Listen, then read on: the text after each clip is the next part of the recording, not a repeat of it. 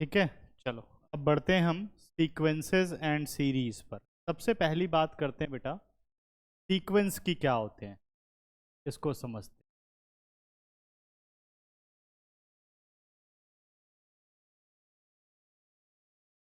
जब हम कुछ टर्म्स अरेंज करते हैं जो कि एक पैटर्न में होती हैं, उन्हें आप क्या बोलते हो? सीक्वेंस बोलते हो। जैसे मैं मान लो एक पैटर्न लिखता हूं, सपोज मैंने लिखा 1+1², एक ये लिखा। फिर दूसरा मैंने लिखा 1+1²।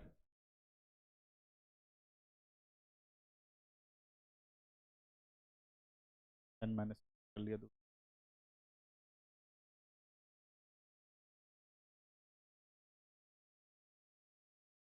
ठीक है,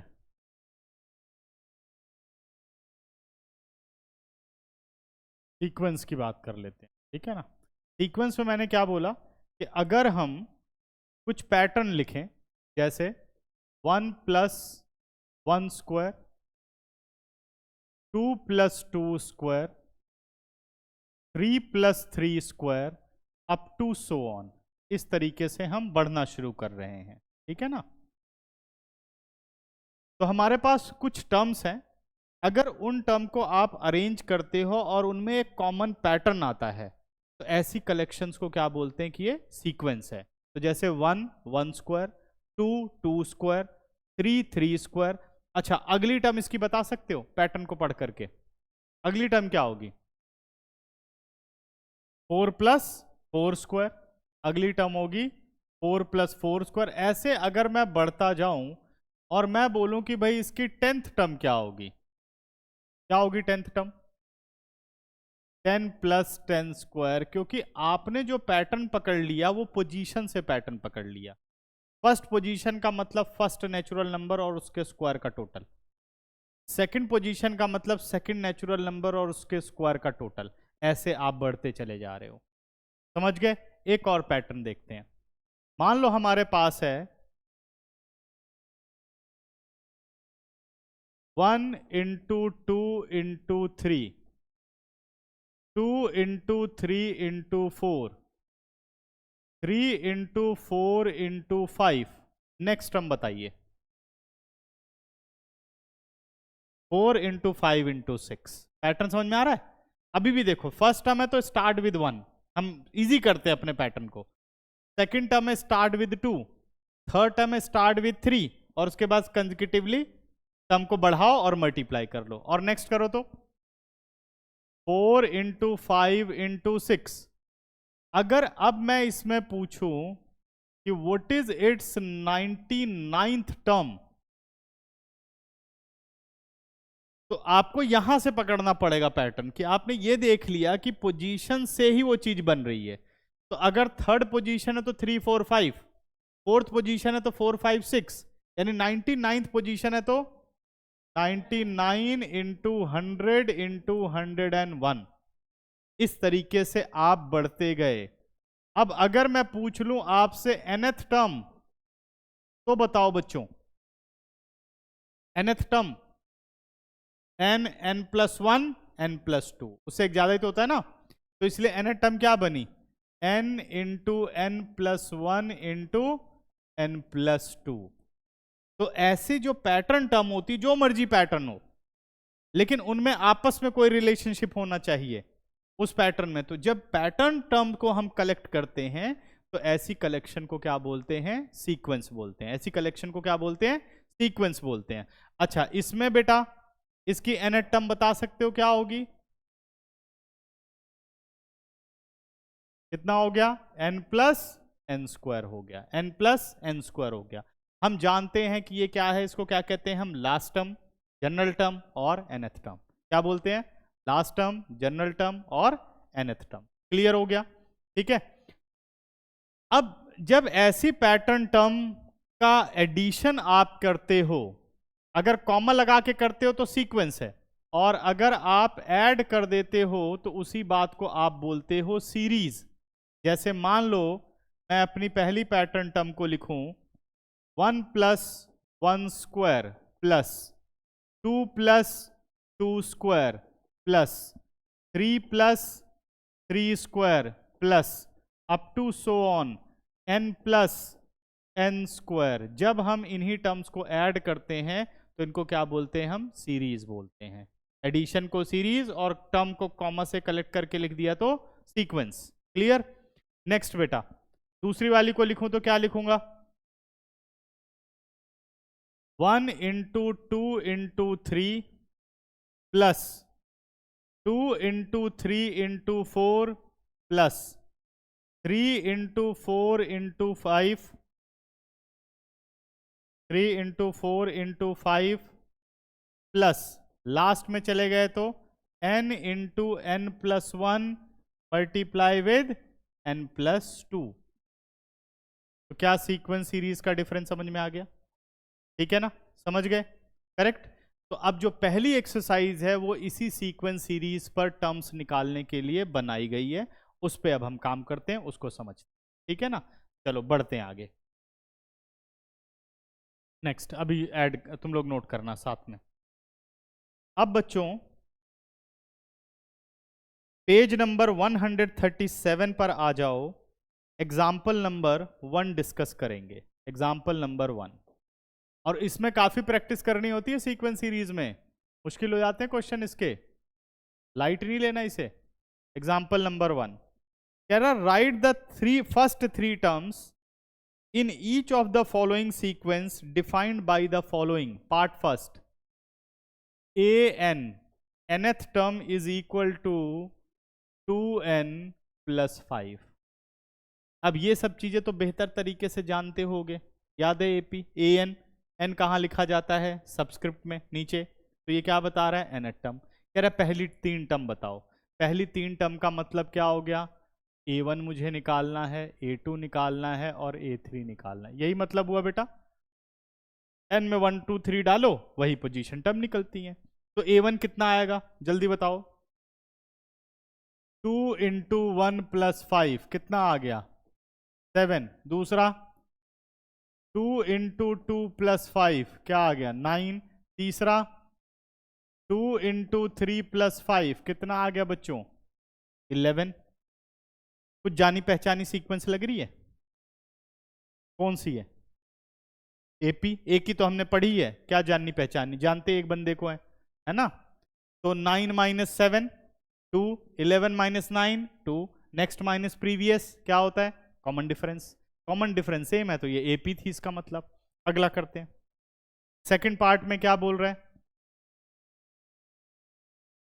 सेकंड पार्ट कह रहा है an is equal to n minus 3 upon 4। n minus 3 upon 4। इसमें भी हमें पहली 3 टर्म निकालनी है, a1 a2 a3। ठीक है? a1 में कितना आ गया? 1 minus 3 upon 4 minus 2 upon 4, answer minus 1/2। a2 कितना हो गया बेटा? 2 माइनस 3 अपॉन 4 कितना आ गया? माइनस 1/4। a3 कितना हो गया? 3 माइनस 3 अपॉन 4 0। तो जरा चेक करो, a2 माइनस a1 कितना आएगा? 1/4। a3 माइनस a2 1/4। क्या कॉमन डिफरेंस सब में सेम है? अगर कॉमन डिफरेंस सेम है तो क्या बनाइए? एपी। तो ये भी 3 टर्म हमने निकाल ली। पहले एक्सरसाइज तो आसान लग रही है, बस n की जगह वैल्यू तो डालनी है। अब आ जाओ एग्जाम्पल नंबर 2 पर आओ। इस पे आ जाओ, एग्जाम्पल नंबर 2 पर आओ।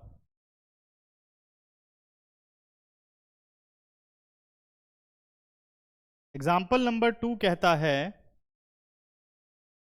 कि find the 20th term. Example number 2 कह रहा है an is equal to n minus 1 n minus 2, sorry 2 minus n है। क्या है? 2 माइनस n है और 3 प्लस n है। n माइनस 1 2 माइनस n और 3 प्लस n हो गया। सही है ना? करेक्ट है? कह रहा फाइंड द 20th टर्म, यानी n की जगह क्या रखना है? 20 रखना है। 20 माइनस 1 2 माइनस 20 3 + 20 कितना आंसर आ गया? 19 मल्टीप्लाई विद -18 मल्टीप्लाई विद 23 कितना आंसर बना इसका? इसका आंसर बन रहा है -7866 -7866। अब आ जाओ एग्जाम्पल नंबर 3 पर।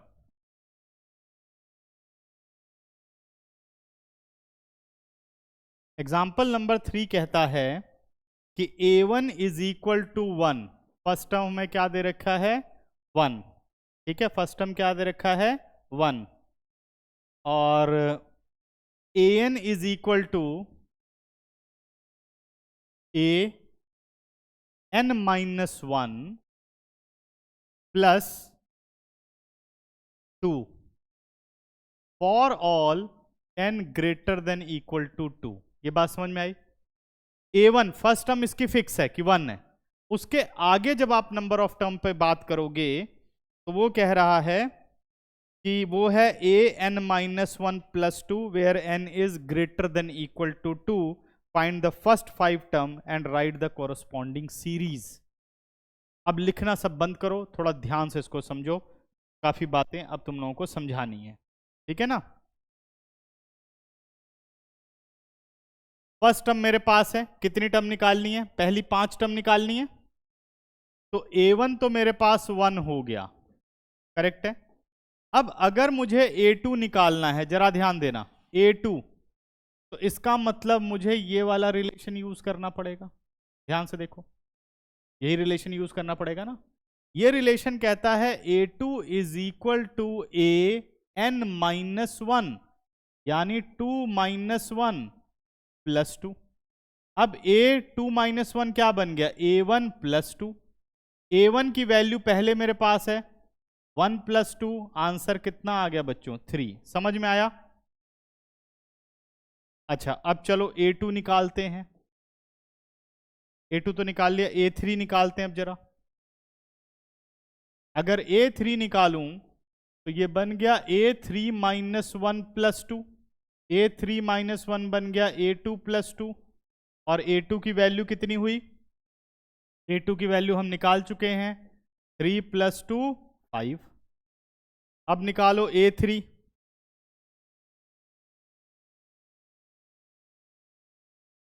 a3 हो चुका है। अब हमें फाइंड आउट करना है a4। a4 क्या होगा? a4 - 1 प्लस 2 यानी a3 प्लस 2। आंसर कितना आ गया? a3 हमारा 5 आ गया, प्लस 2 आ गया, आंसर बन गया 7। फिर a5 निकालो, a5 - 1 प्लस 2 यानी a4 प्लस 2। a4 की वैल्यू कितनी हो गई? कितनी हुई? 7 प्लस 2, आंसर आ गया 9। फिर a6 निकालो, a6 - 1 प्लस 2 यानी a5 प्लस 2 यानी 9 प्लस 2 कितना आ गया? 11। अच्छा, अब इसमें अगर मैं बोलूं कि भाई a100 निकालो, जैसे ये है, ठीक है ना, या ये वाली देखो, अगर इसमें a100 निकालना हो तो क्या करोगे? इसमें सीधे 100 डाल दोगे, हो जाएगा ना। लेकिन उसमें a100 निकालना हो तो क्या करोगे?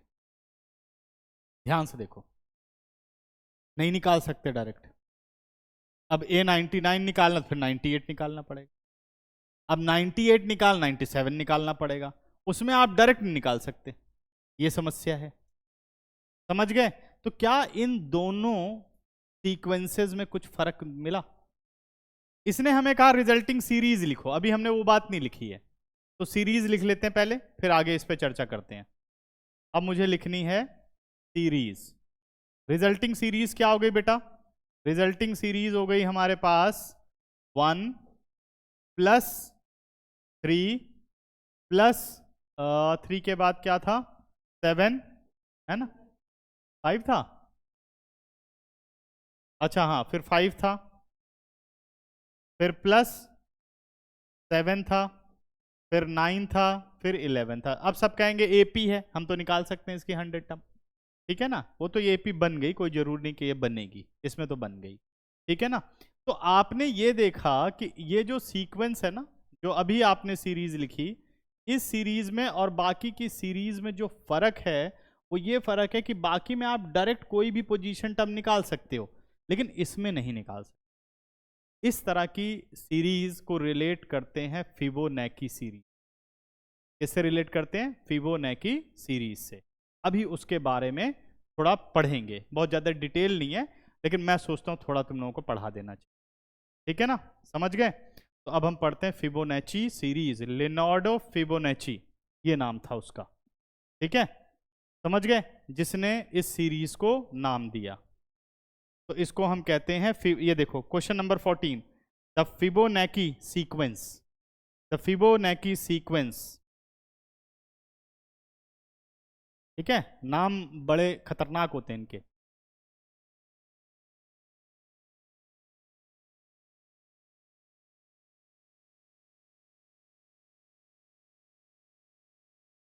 इन्होंने क्या बताया, बहुत काम की चीज है वैसे ये, लियोनार्डो फिबोनैची ने जो ये काम किया, सही है ना। देखो उसने क्या देखा, उसने पूरी दुनिया में एक ही पैटर्न पकड़ा, पूरी दुनिया का पैटर्न। देखो पूरी दुनिया का पैटर्न क्या है।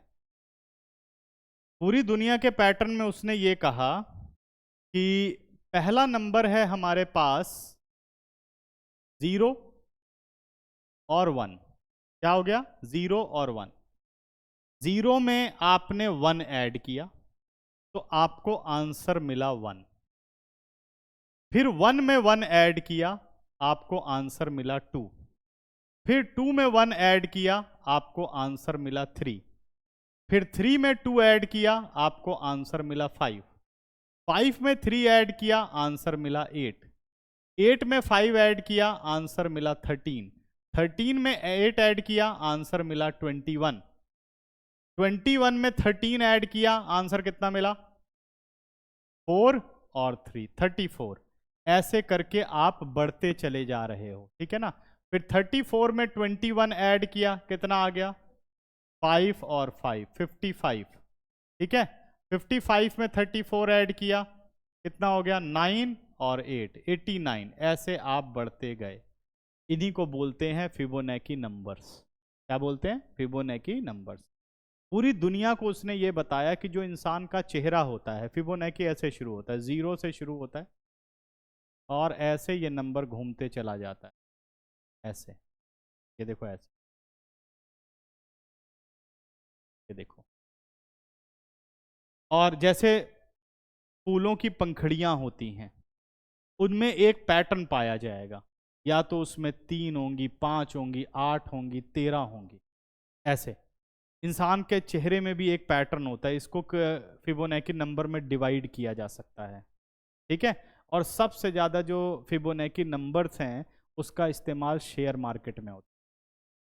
फिबोनैकी का जो सीक्वेंस है, ठीक है ना, उसमें क्या होता है कि कब कोई चीज दोबारा से चेंज होगी और कितनी ऊंचाई तक जा सकती है, इसका अंदाजा फिबोनैकी बताता है, ठीक है। अब उसमें इतनी मेहनत नहीं करनी पड़ती, उसमें तो सब टूल्स बने हुए होते हैं कि आप सीधे फिबोनैकी ग्राफ लगाते हो और वो आपको बता देता है कि यहां तक जा सकता है, मतलब एक अंदाजा लगाता है। और ये लगभग 80 से 90% तक सही निकलता है।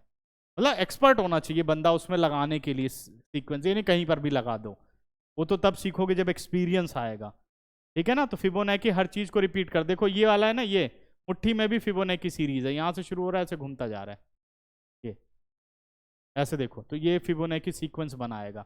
इंटरनेट पे पढ़ोगे तो बहुत अच्छी तरीके से सब फिगर में आपको समझाया गया है फिबोनैकी के बारे में, ठीक है ना। देखो थोड़ा एक बार समझने की कोशिश कर लेते हैं और अच्छा समझ में आएगा, ऐसे बनाने में समझ नहीं आता, ठीक है। थोड़ा तुम लोगों को मैथ्स में मज़ा भी आएगा, नहीं तो सोचोगे बेकार होता है, नंबर आते नहीं है, पढ़ते रहो, है ना। क्या पता तुम में से कोई अगला हर्षद मेहता ही बन जाए, है ना।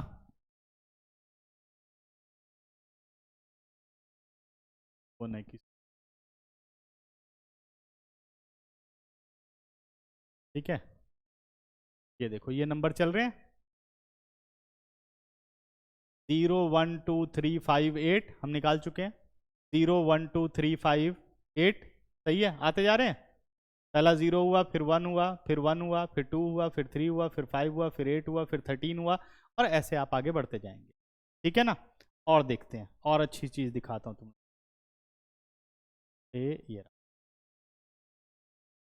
ये देखो, ये ऐसे करके बनाता है।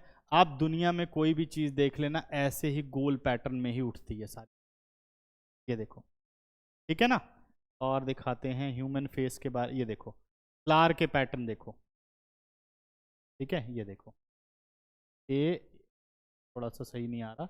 ये फ्लावर के पैटर्न है। इस बार जो गेंदे का फूल लाओगे ना घर पर, उसमें फिबोनाची सीक्वेंस तुम लोग ढूंढोगे। ठीक, ये देखो, ये देखो कैसे पत्ते बढ़ रहे हैं, मतलब इस ये बढ़ता कैसे जा रहा है फूल। और फूल बनने का तरीका भी यही होता है। ध्यान से देखो, फूल पहले छोटा सा होगा, फिर बढ़ता जाएगा, बढ़ता जाएगा, बढ़ता जाएगा, और ऐसे बढ़ता जाएगा। किस पैटर्न में बढ़ता है? फिबोनाची पैटर्न में। तो पूरी दुनिया को उसने कहा कि मेरे पैटर्न से बाहर कोई भी ऐसी दुनिया में चीज नहीं है जो बाहर जा सकती। ठीक है ना। और देखें, और कुछ अच्छा करते हैं। ये देखो, इसके बारे में, इसको तो सब जानते ही होंगे, क्या क्या चीजें हैं ये।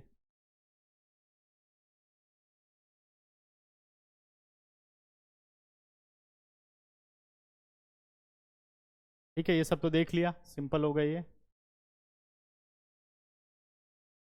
तो रखे रहते नंबर। एक चीज मुझे और समझानी थी, बहुत अच्छी चीज थी।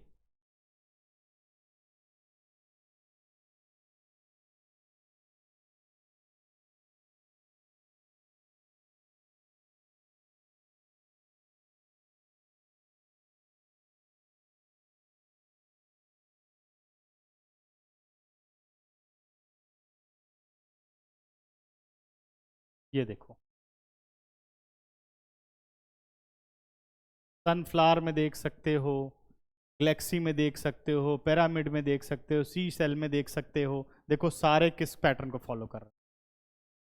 इंसान का फेस भी, ठीक है, वो भी होता है, रुको वो भी समझा देते। ह्यूमन फेस भी देख लेते हैं।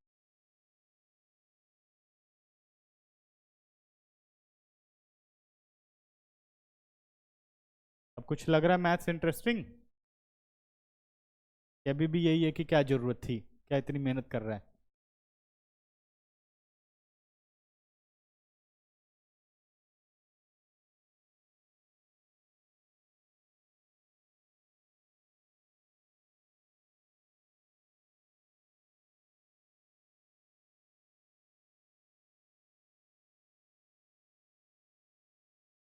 ये देखो चेहरे के पैटर्न, ये रहा, है ना। कहाँ से शुरू होता है? नोज से शुरू होता है, ये अच्छा लग रहा है। ये देखो, चेहरे से नाक से शुरू होता है, पॉइंट यहां से करते हुए देखो बनता जाता है, बनता जाता है पूरा का पूरा शरीर, है ना। तो सब में देखो एक पैटर्न है बनने का। ठीक है, क्लियर हुआ? सही। अब काम, एक थोड़ी बात और देखते हैं। शेयर मार्केट, पैसे की चीज बहुत जल्दी समझ में आती है, उसमें मजा आता है ना। तो अभी समझा।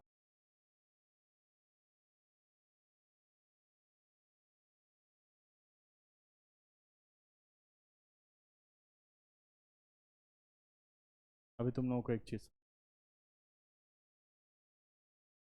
इसमें क्या होता है, इसमें ना डिवीजन के पैटर्न होते हैं। क्या होते हैं इसमें? डिवीजन के पैटर्न होते हैं। जैसे जब आप प्रीवियस नंबर को, मतलब नेक्स्ट नंबर को प्रीवियस से डिवाइड करोगे तो सेम रिजल्ट आएंगे, लगभग सेम रेशियो आती जाएंगी। ठीक है, ये देखो जैसे ये कह सकते हैं, ये अच्छा लग रहा है। ये देखो, ये होता है फिबोनाची टूल, जो पूरा इसी कैलकुलेशन पे बनता है। ये देखो, ये जो यहां पर ध्यान से देखोगे, ये जो यहां पर 0 ये आ रहा है ना, 61.8, ये वाला जो पोजीशन है, 100 से अगर इसको डिवाइड कर दो तो क्या बनेगा? 0.618। इसको बोला जाता है गोल्डन रेशियो। क्या बोलते हैं इसे हम? गोल्डन रेशो, बहुत फेमस रेशो है। अगर शेयर इस रेशो को पार कर जाता है, देखो पार कर गया है, ठीक है, और पढ़ोगे, बड़े होगे तो और पढ़ोगे, इसको जब पार कर जाता है तो शेयर बड़ी तेजी से ऊपर जाता है। ये देखो cut cut cut cut cut यहां पर। तो बंदे क्या करते हैं, इसको लगा के बैठते हैं कि कब इसको पार करेगा वो, ठीक है ना। लेकिन वो कौन सी पोजीशन पे लगाना है ये प्रैक्टिस है, क्योंकि ऐसे बहुत आसान हो जाएगा, हर बंदा बैठा रहेगा फिबोनाची लगा लेगा, जैसे ही बाहर जाए पैसे बना लूं, ऐसे नहीं होता। कहाँ लगाना है वो तो सीखना पड़ेगा, भाई फिबोनाची कैसे काम करता है ना। इतना आसान होता तो हर बंदा पैसे वाला होता, फिर क्यों पढ़ा रहा होता हूं मैं और तुम लोग यहाँ पढ़ रहे होते। फिबोनाची पढ़ के चल बेटा लगा शेयर पे, है ना। अब देखो अगला, अगर 0.38, ये भी एक रेशियो है, अगर इसको तोड़ता है, अगर तोड़े ना, ठीक है, तब तो क्या होगा कि ये पलट सकता है।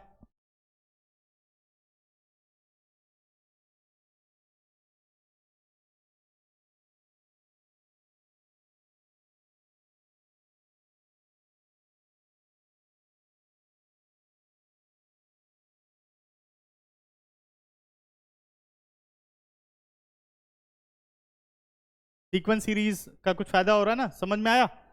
अगर ये इसको तोड़ता है 0.38 को, यहां तक कोई समस्या नहीं हुई। क्यों यहां तक समस्या नहीं, जरा ध्यान से देखो। एक बार तो गड़बड़ हुई तो बंदे को निकल जाना चाहिए, नहीं हुई चलो फिर भी यहां तक। और दूसरी गड़बड़ अब देखो कितनी जबरदस्त हुई, उसके बाद देखो क्या हुआ, गया ना नीचे पूरा। और फिर उसके बाद उठता है, जब तक इसको ब्रेक ना कर दे, किसको? 0.38 को ब्रेक ना कर दे, तब तक काम नहीं करना। कहीं यही देख के यार तो बहुत बढ़ गया, मेरे को पहले ले लेना चाहिए, नहीं, बेवकूफी है। अब देखो यहां पर जैसे इसने इसको ब्रेक किया, ये देखो ब्रेक किया ना, अब तुमने लिया, उसके बाद थोड़ा वेट किया, फिर गिर गया, कोई बात नहीं, फिर तुम्हें नुकसान हो गया, फिर आप आओगे, कभी ब्रेक हुआ, तरीके लगाते जाना है, कभी कभी ब्रेक हो जाएगा, ऐसा नहीं कि फिबोनाची बिल्कुल 100% है। अब यहां गया तो तुम निकल जाओगे, चलो नुकसान से होगे, उसके बाद ब्रेक हुआ, अब देखो ये सारा का सारा तुम्हारा नुकसान पूरा हो गया, देख लिया है ना। तो इसलिए मैथमेटिक्स पढ़नी चाहिए बहुत अच्छे से और अप्लाई करनी चाहिए, सिर्फ पढ़नी और पढ़ानी ही नहीं चाहिए। हम क्या कर रहे हैं, हम सिर्फ पढ़ रहे हैं और मैं पढ़ के तुमको पढ़ा रहा हूं, उसका एप्लीकेशन तो हम यूज ही नहीं कर रहे हैं। जो एप्लीकेशन मैथमेटिक्स की यूज करता है वही तरक्की करता है। हम तो क्या कर, पढ़ ले यार, पढ़ा ले, हम क्यों पंगे लें, 10 रुपए अपनी जेब से निकल जाते हैं, हमारी हालत खराब हो जाती है, क्या फालतू नुकसान हो गया, होता है कि नहीं, है ना। अब ये तो नुकसान सहने वाले लोग हैं जो अपनी मैथमेटिक्स लगा के रखते हैं कि चल अभी 10 का नुकसान हुआ, 100 का फायदा भी तो होगा, 100 में से 10 माइनस करेंगे, 90 रुपए कमाएंगे एक दिन, है ना। तो ये इतनी कैलकुलेशन चाहिए। क्लियर हुआ? बस मेरा एक ही ऑब्जेक्टिव था कि तुम लोगों को थोड़ा मैथ्स के बारे में पता चले कि मैथ्स कितनी बढ़िया चीज है, ठीक है ना। अब बढ़ते हैं हम आगे। तो ये हम सीक्वेंस सीरीज चैप्टर पढ़ रहे हैं, जिसमें फिबोनाची या फिबोनाची इसने मेहनत की और इस तरह के अपने रेशो दी। गोल्डन रेशो कौन सा हो गया?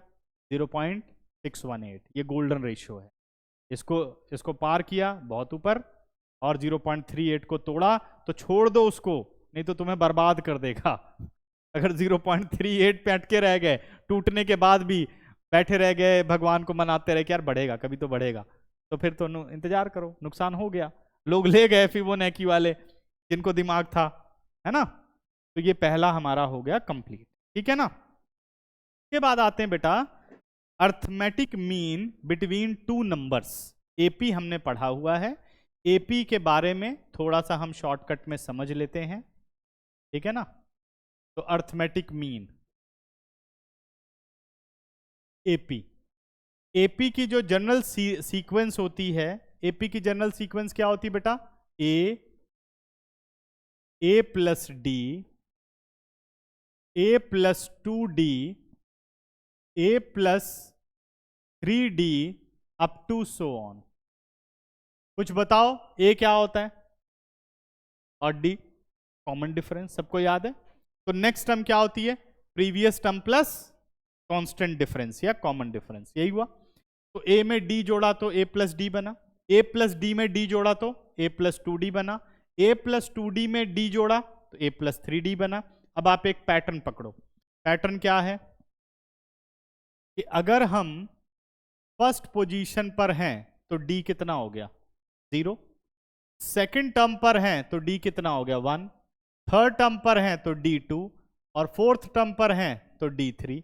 यानी पोजीशन से डी के साथ मल्टीप्लाई होने वाला नंबर एक यूनिट कम है। समझ गए? इसका मतलब अगर मैं 10th टर्म निकालूं तो क्या बनेगा a प्लस 9d। क्या बनेगा a प्लस 9d। तो ऐसे करते हुए बच्चों हम आ गए अपनी nth टर्म पर। किस पे आ गए? nth टर्म पर। ठीक है ना? तो शुभी बताओ nth टर्म क्या बन जाएगा? a plus n minus 1 into D. Position n है तो d के साथ जो नंबर मल्टीप्लाई होगा उसको एक कम कर दो। a plus n minus 1 into D. क्या बच्चों क्लियर हो गया? AP याद आ गई? a फर्स्ट टर्म और d कॉमन डिफरेंस। अच्छा ये तो सीक्वेंस हो गई। तो an क्या हो गया AP के लिए?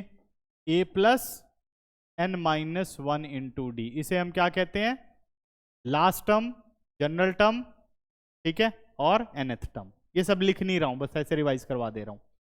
इसके बाद बेटा sum to first n terms अगर निकालना हो तो sum to first n terms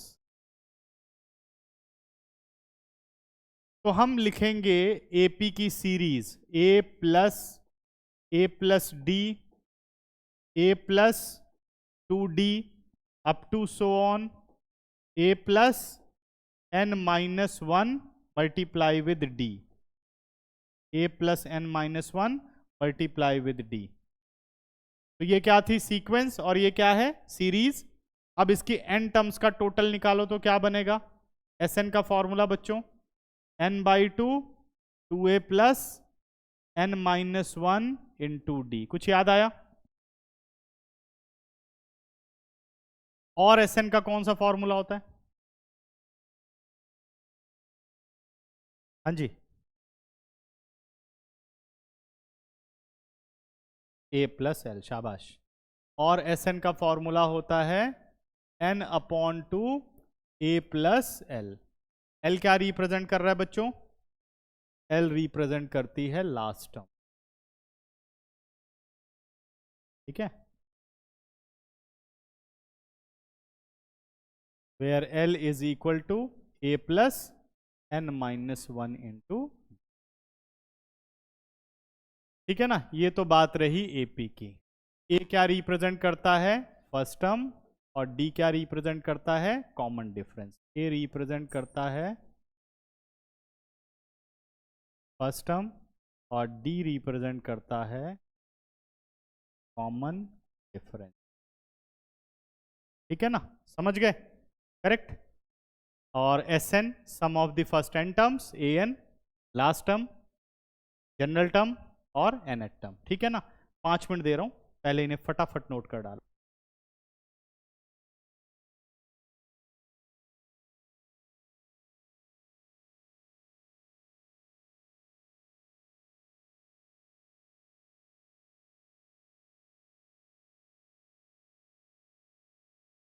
अब आ जाओ अर्थमेटिक मीन।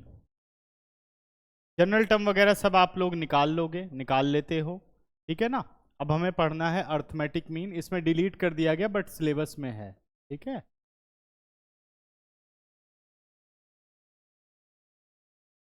और शॉर्टकट में इसे हम बोलते हैं AM।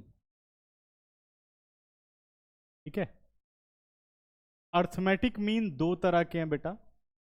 पहला है single arithmetic mean between two number.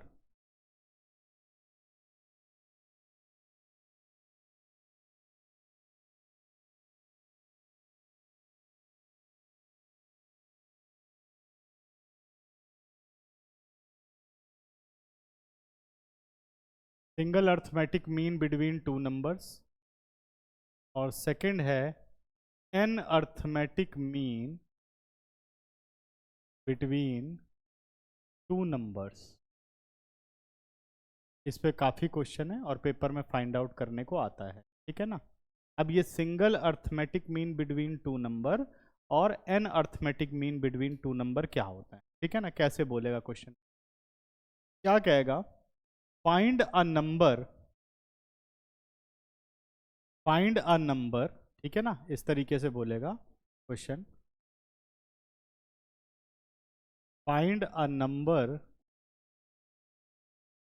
Between two numbers, यानी between A and B, so that resulting sequence form an AP, form an AP, ठीक है। तो बच्चों फाइंड अ नंबर, जो ये वाली बात कह रहा है कि आपको सिर्फ एक नंबर बताना है, find a number.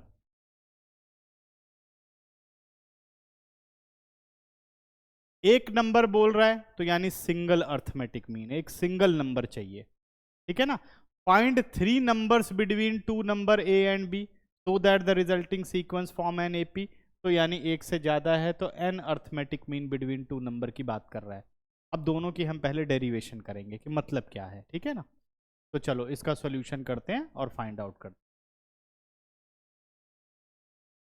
Late A be the number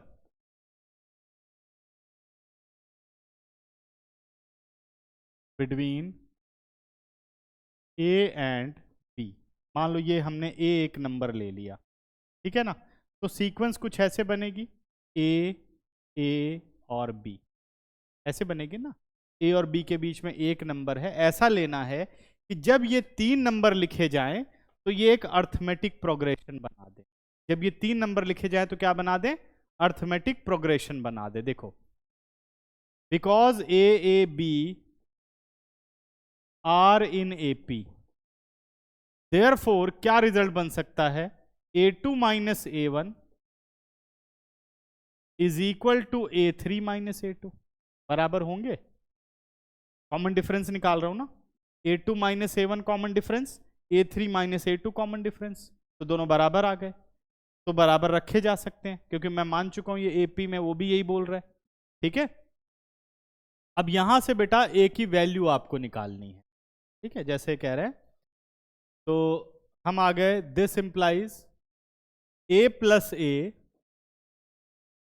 is equal to B plus A या A प्लस B, होगा ऐसा।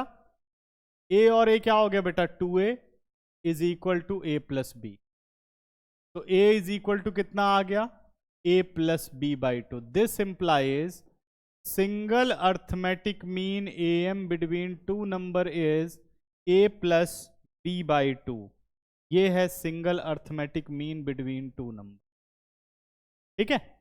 For example,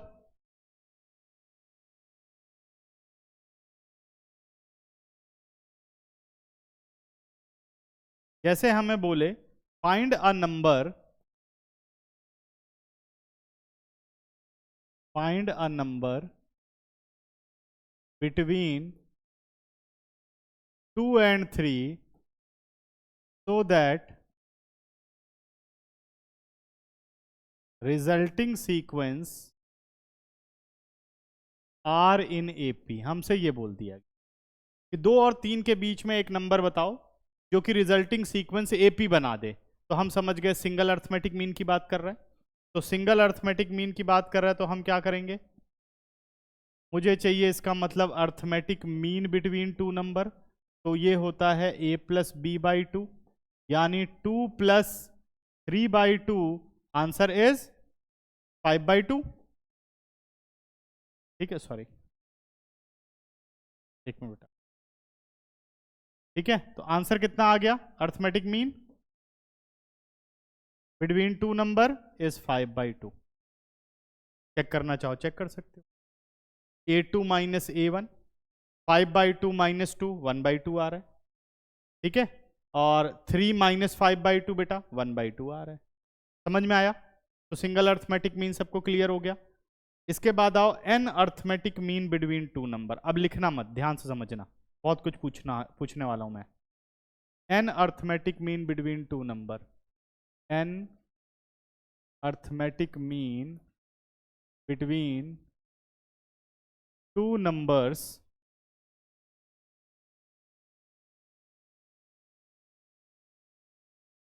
A and B। हमें बताने हैं n arithmetic mean between two numbers A and B। ठीक है ना? तो n arithmetic mean between two numbers, हमने पहला नंबर लिख लिया A। अब इसके बीच में n नंबर्स हैं और ऐसे होने चाहिए कि वो AP बनाएं। तो मैंने ले लिया A1, A2, A3 और up to so on AN और फाइनली लास्ट हो गया B। सही है? अब ये जो नई सीक्वेंस बन के आई, ये क्या है? एक AP है, R in AP। बात समझ गए बच्चों? ठीक है। अच्छा, अब मुझे एक बात बताओ कि A से लेकर के B तक, सही है, सार्विका टोटल कितने नंबर होंगे? हाँ, बीच के नंबर भी काउंट करके टोटल कितने होंगे? इनफाइनाइट। कोई काउंटिंग नहीं है। जब एंड हो गया तो कैसे इनफाइनाइट? बी पे रुक गई कोई बात तो कैसे इनफाइनाइट? कुल कितने नंबर होंगे?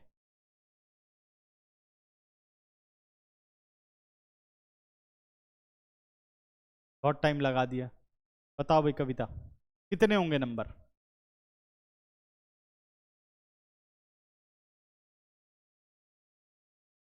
प्रणव, एन नंबर्स तो भी number of terms, number of terms. अगर मैं काउंटिंग शुरू करूं 1 2 3 4 B, कितने होंगे? ये कितने होंगे बता जल्दी। एन नंबर्स होंगे। ठीक है, यहीं पे सारे के सारे गलती कर रहे हो। यही तो मैंने कहा कि ध्यान से लिखते मत जाओ बस। बच्चों अगर यहां से यहां तक की हम बात करें तो n numbers are there. n तो यही हो गए, n हो गए ना। उसके बाद हमारे पास 2 एक्स्ट्रा नंबर हैं, यानी n+2 नंबर्स टोटल हो गए। यही चीज तो सीखनी है। बीच में काउंट किया 1 2 3 n। नहीं, मैंने कहा कि टोटल क्या बनेंगे बाद में, वो तो है ही n इसके बीच में। मैंने कहा काउंटिंग शुरू करो A से B तक, कुल कितने बनेंगे? तो क्या यही बनेंगे? n+2 बनेंगे ना। समझ में आ रहा है? बीच में कितने हो गए? n और n+2 हो गए। अब मुझे A1 A2 A3 up to so on AN बताने। ये क्या है? ये अर्थमेटिक मीन है। क्या है ये? Arithmetic mean. अगर मुझसे पूछे कि what is the first arithmetic mean, तो आपको क्या निकालना पड़ेगा? A1 निकालना पड़ेगा। सही है? अगर A1 को देखा जाए तो जो ये रिजल्टिंग AP है, इसकी कौन सी टर्म है? A1 सेकंड टर्म है, शाबाश। A3 कौन सी टर्म है इसकी? फोर्थ टर्म है, वेरी गुड। तो क्या पोजीशन जस्टिफाई होना शुरू हो गया? अगर थर्ड है तो A जोड़ दो, है ना, एक जोड़ दो। अगर AN की बात करूं तो ये कौन सी टर्म होगी? AN की क्या पोजीशन होगी? AN-1 n+1th पोजीशन होगी। कौन सी होगी? n+1th position. तो B की क्या पोजीशन होगी? B की n+2th पोजीशन। वेरी गुड, क्योंकि टोटल n+2 है, लास्ट टर्म B है, तो B की पोजीशन क्या हुई? n+2th term. अगर इस AP को पूरा बताना है, यानी A1 A2 A3, AP में क्या क्या बातें होती हैं? एक फर्स्ट टर्म होती है, वो मेरे पास है। कॉमन डिफरेंस होना चाहिए, बस वो मिल जाए तो काम बन जाए। यानी यहां क्या क्या दे रखा है? फर्स्ट टर्म दे रखी है और लास्ट टर्म दे रखी है। तो यहां से मैं क्या कर सकता हूं? फर्स्ट टर्म और लास्ट टर्म की हेल्प से क्या कॉमन डिफरेंस निकाल सकता हूं। यानी AN+2th पोजीशन पर कौन सा नंबर है बच्चों? B है। AN+2th पोजीशन पर B है। अगर इसका फॉर्मूला खोलूं AN+2, तो क्या फॉर्मूला बनेगा? शुभी आप बताओ। इसका फॉर्मूला क्या बनेगा ए एन प्लस 2 का? हाँ, जैसे ए एन का A plus N minus 1 into D हुआ, तो ए एन प्लस 2 का क्या बनेगा?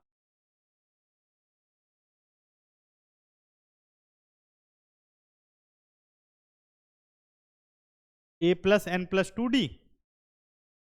नहीं, तुम लोग वो कॉन्सेप्ट क्यों नहीं पकड़ पा रहे हो?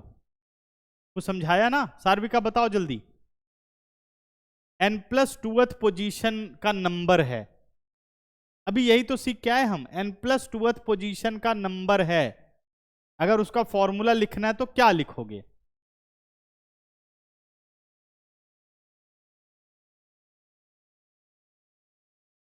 -2। अरे क्या हो रहा है, बता भाई कविता जल्दी बता। अच्छा, A2 को क्या लिखते हो? A2 को A प्लस डी लिखते हो, यानी जो जो उसकी पोजीशन है उससे एक कम हो जाएगा। ये नीचे जो n प्लस 2 लिखा है ये पोजीशन ही बताता है, डी के साथ जो नंबर मल्टीप्लाई होगा इससे एक कम हो जाएगा। तो क्या ऐसे ना लिख दूं? ऐसे पकड़ना, वो रट्टाफिकेशन नहीं कि ए एन लिखा जी A plus N minus 1 into D, फिर लिखेंगे A plus N plus 2 minus 1 into D. ये तो फिर कुछ सीख ही नहीं रहे हैं, ठीक है, इसीलिए तो पैटर्न पढ़ाया था वो वाला। ये बन गया a plus N plus 1 into D is equal to B. समझ में आया? क्या किया, जो पोजीशन थी उससे एक कम मल्टीप्लाई होता है डी के साथ। A3 को लिखते हो a प्लस 2d, A4 को लिख सकते हो a प्लस 3d, वही तो n माइनस 1 लिखा है। रट्टाफिकेशन नहीं दिमाग में घुसेड़ो, पैटर्न पकड़ो अब तुम लोग, ठीक है ना, तभी सीखोगे, नहीं तो क्वेश्चन नहीं कर पाओगे 11th क्लास के। अब बढ़ते हैं आगे। a प्लस, a की जगह a रहने दो, ठीक है, मतलब a पता है, b पता है, d निकालना है। n plus 1 into D is equal to b minus A, यानी d की वैल्यू क्या हो गई बेटा, b minus A upon n plus 1। जब वो मुझे कहेगा find 3 numbers between a and b, तो मुझे a भी पता होगा, b भी पता होगा और n की वैल्यू भी पता होगी, तो सारा रख करके मैं d निकाल सकता हूं। लेकिन मेरी राय क्या है कि आपको ये फॉर्मूला याद नहीं करना, आपको ये प्रोसेस पता होना चाहिए। अभी हम क्वेश्चन करेंगे, फिर समझाता हूं कैसे करना। यहां तक समझ में आ गया? अब अगर मुझे फर्स्ट अर्थमेटिक मीन निकालना हो, मैं क्या निकाल रहा हूं, फर्स्ट अर्थमेटिक मीन A1, क्या फॉर्मूला होगा प्रणव?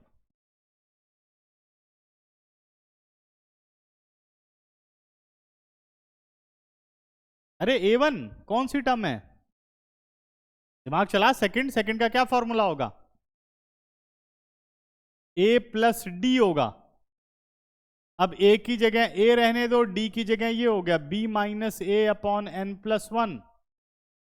ये आ गई आपकी फर्स्ट अर्थमेटिक मीन, सही है। सेकंड अर्थमेटिक मीन A2 निकालो, यानी a प्लस 2d, क्योंकि ये तो थर्ड टर्म है, second arithmetic mean third term है, तो a प्लस 2d। अब ये भी रट सकते हो, ये A1 है तो 1, ये 2 है तो 2, लेकिन उसे नहीं, पैटर्न से याद रखो तो अच्छा रहेगा, क्योंकि ना बहुत सारे क्वेश्चन बनते हैं। The ratio of m minus oneth mean to the ratio of n minus oneth mean is this one, और फिर कोई और रिलेशन देगा, what is the value of m and n। तो जब तुम्हें पता ही नहीं होगा कि a m माइनस 1 को क्या पैटर्न में लेंगे, a n माइनस 1 को क्या पैटर्न में लेंगे, तो सॉल्व कैसे करोगे, ठीक है ना, समझ गए? तो अब आ जाओ, A3 का मतलब क्या हो गया, कौन सी टर्म है A3? A3 है फोर्थ टर्म। फोर्थ टर्म का क्या फॉर्मूला हुआ, a प्लस 4d, नहीं a plus 3d, a plus 3d। तो यहां क्या बन गया, a plus 2 into B minus A upon n plus 1। यहां क्या फॉर्मूला हुआ, a plus 3 into B minus A upon n plus 1। ऐसे ही बेटा हम आगे बढ़ते गए और फाइनली हमने निकाला an। क्या पोजीशन होगी an की सार्विका, nth अर्थमेटिक मीन की क्या पोजीशन होगी टर्म के अकॉर्डिंग, कहां पर आएगा ये,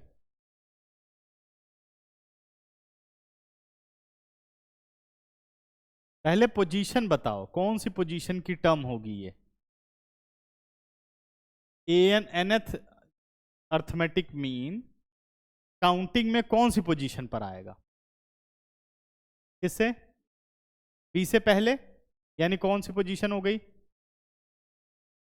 नहीं वो नहीं बताना, उसमें बताओ, टर्म्स में बताओ। अरे n है, एक जोड़ दो, n+1th पोजीशन होगी। अगर आप A1 निकाल रहे हो तो सेकंड पोजीशन है, A2 निकाल रहे हो तो थर्ड टर्म है, A3 निकाल रहे हो तो फोर्थ टर्म है, AN निकालोगे तो कौन सी होगी? n+1 होगी। अब n+1 का क्या फॉर्मूला होगा? A plus n into D. n+1 है तो d के साथ क्या होना चाहिए? एक कम मल्टीप्लाई होना चाहिए। थोड़ा घुमा के चीजों को करो ना, ठीक है? सीधी सीधी बातें मैथ्स में नहीं चलती इतनी। n as it is b minus A upon n+1, ठीक है ना? समझ गए? यही बनेगा। अब एक एग्जांपल लेते हैं। तुम लोग थोड़ा सा ना वैसे सोचना शुरू करो, तो बहुत लो लेवल पे सोचते रहते हो। ये थोड़ी फॉर्मूला लिख दिया जी, ब्रैकेट याद कर लिए, ऐसे नहीं चलता। क्योंकि ना किताबें चाहे जितनी पढ़ डालो आप, उसका कोई एंड नहीं है, पढ़ते रह जाओगे, कुछ नहीं कर पाओगे। जो किताब एक पढ़ते हो उसको ढंग से उसके कॉन्सेप्ट बहुत अच्छे पढ़ने हैं। और एनसीईआरटी किताब का मतलब है कि आपके कॉन्सेप्ट स्ट्रॉन्ग करना, बस। फिर आप जो मर्जी प्रैक्टिस करो। तो आपको क्वेश्चन को वैसे सोचना नहीं कि मैंने एनसीईआरटी किताब कर ली, ये एनसीईआरटी में से कोई पेपर ही नहीं आया। कोई वो थोड़ी है सोशल स्टडी का पेपर कि ये याद कर लिया, नोट्स जितने थे याद किए थे, बाकी बाहर से आगे मेरे को आता ही नहीं था, है ना? तो यहाँ कॉन्सेप्ट इससे ज्यादा नहीं है, एनसीईआरटी से बेहतरीन बुक नहीं है जो कॉन्सेप्ट समझा दे। बाकी आप क्वेश्चन करो, कॉन्सेप्ट समझना कैसे इस पे डिपेंड करता है ना? इसके बाद आते हैं एग्जाम्पल। फाइंड, देखो, find 4 numbers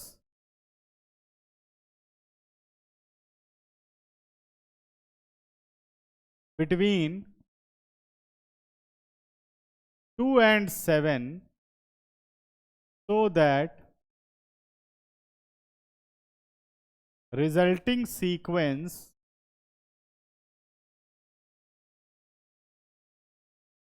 form an AP। ये कह रहा है 2 और 7 के बीच में कितने नंबर निकालने हैं?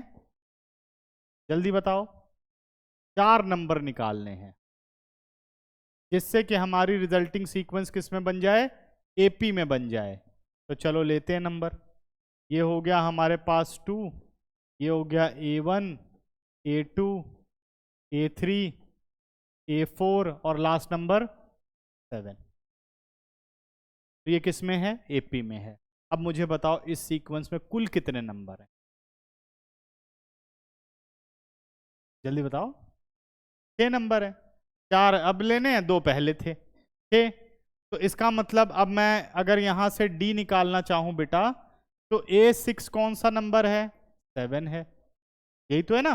तो मैं इसलिए पैटर्न तुम लोगों को बता रहा हूं। A6 क्या हो गया? 7। इससे कभी गलती नहीं होगी, बड़े से बड़ा क्वेश्चन सॉल्व कर लोगे। अगर वो D वाली बात याद करोगे ना कि सर ने बता दिया बॉक्स D याद कर लो जी, ठीक है, तो गड़बड़ हो जाएगी फिर। तो कितना आ गया हमारे पास? A6 कितना आ गया? 7। A6 को क्या लिख सकते हो? अब तो AP चलेगा, A + 5D 7। A की वैल्यू कितनी है बच्चों? जल्दी बताओ। A की वैल्यू है हमारे पास 2 + 5D 7। अब 5D कितना आ गया? 7 - 2। 5D कितना आ गया? 5। और व्हाट अबाउट D? D = 1। क्या ये आ गया? सही है। अब अगर आपने पैटर्न पढ़ा होगा तो आपको ऐसे निकालने की जरूरत नहीं। A1 = A + D, A2 = A + 2D, A3 = A + 3D, A4 = A + 4D। कोई जरूरत नहीं। हम क्या जानते हैं? हमें पता है कि next term is previous term plus common difference. तो क्या मैं A1 को 3 लिख दूं, A2 को 4 लिख दूं, A3 को 5 लिख दूं, A4 को 6 लिख दूं? सही है ना? आगे A1, A2, A3 सब में कॉमन डिफरेंस आगे आगे ऐड करते जाओ, आंसर आ गया। पैटर्न सबको समझ में आया? ये था हमारे पास अर्थमेटिक मीन। यहाँ तक 10th क्लास का जो एपी था पढ़ लिया हमने, और 11th क्लास में यही हमारा कॉन्सेप्ट था जो इसमें से डिलीटेड है बट सिलेबस में लिखा हुआ है। ठीक है ना, समझ गए? तो अभी ये सारा नोट कर डालो। अगली क्लास जो हमारी शुरू होगी वो ज्योमेट्रिक प्रोग्रेशन की शुरू होगी। जिसने नोट नहीं किया वो नोट कर लो। ठीक है, देखो करो फटाफट से। यहाँ तक हो गया था सारा?